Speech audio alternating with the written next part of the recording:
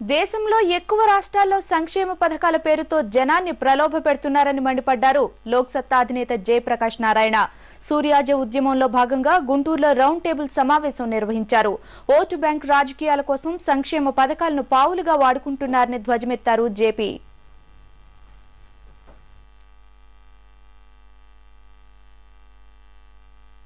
దేశంలో కొన్ని చోట్ల మినహాయిస్తే దాదాపు అన్ని రాష్ట్రాల్లో మన రాష్ట్రంతో ప్రారంభించి తమిళనాడు, కర్ణాటక, మహారాష్ట్ర, ఇటీవల కాలంలో ఉత్తరప్రదేశ్, మిగతా రాష్ట్రాలన్నీ దాదాపు పెద్ద రాష్ట్రాలన్నీ ఒకే ఊబిలో కూరుకుపోయాయి. డబ్బులు అందరూ ఎప్పుడైతే పంచడం మొదలెట్టారో తాయిలాలు అవసరమని మొట్టమొదటి ఇందిరాగాంధీ మొదలెట్టారు 1971లో. కానీ పెద్దగా తాయిలాలు ఒకటి ఇస్తున్న భ్రమ కలిగించారు. కొంతకాలం పాటు రాజకీయ లబ్ధి వచ్చింది. ఆ తర్వాత నిజంగా తాయిలాలు మొదలెట్టారు కొందరు. ఉదాహరణకి ఎంజీఆర్ మొదలెట్టారు తమిళనాడులో. అంతకంటే ఎక్కువగా ఎన్టీ రామారావు గారు ఇక్కడ చేశారు.